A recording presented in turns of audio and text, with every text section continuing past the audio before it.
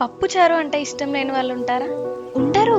And మనం ఇది regular గా తినే పప్పుచారు స్టైల్లో అయితే చేయలేదు. స్టార్ ఐటెం లేకుండా ఇంకో స్టార్ ఐటెం యాడ్ చేసి చేసిన పప్పుచారు. అదేనండి, ఈ పప్పుచారులో అసలు చింతపండే యూజ్ చేయలేదు, మరి ఇంకేం యూజ్ చేశారు అని అంటారా?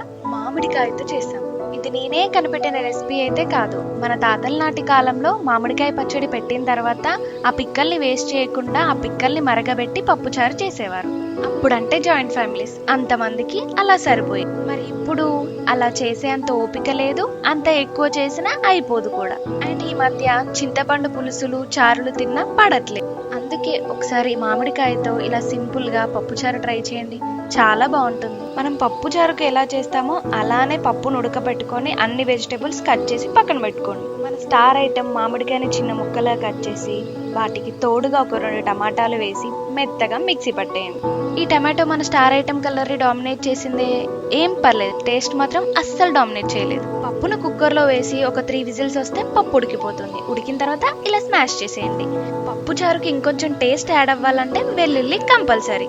మనం ఇప్పుడు ఎంత చారు అయితే చేయాలనుకుంటున్నామో దానికి సరిపడేంత గిన్నె తీసుకొని స్టవ్ పైన పెట్టి అలానే ఆయిల్, పోపు గింజలు, పచ్చిమిర్చి, ఆనియన్, ఇంకా మనం కట్ చేసి పెట్టుకున్న వెజిటేబుల్స్ అన్నీ వేసేయండి. మీ దగ్గర ములక్కాయలు ఆర్ మునిగాకు ఉంటే కూడా యాడ్ చేసి, నా దగ్గర అవి లేవు, కరివేపాకుతో సరిపెట్టేసాం. ఇప్పుడు పసుపు, అల్లం వెల్లుల్లి పేస్ట్ వేసి ఒకసారి కలిపి మనం ఆల్రెడీ మిక్సీ పట్టి పెట్టుకున్న star item and tomato paste ని కూడా వేసి మళ్ళీ కలిపి మూత పెట్టేయండి.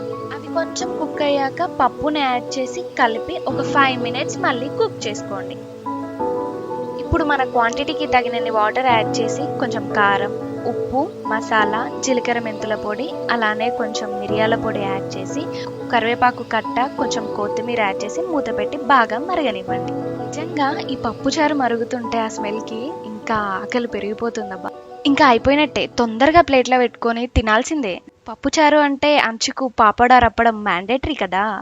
టేస్ట్ మాత్రం చాలా బాగుంది. ఒక్కొక్క ముద్ద స్మూత్గా అలా వెళ్ళిపోతూ ఉంది. మీకు ఈ రెసిపీ నచ్చితే లైక్ చేయండి, అదే చేత్తో కొంచెం సబ్స్క్రైబ్ చేయండి.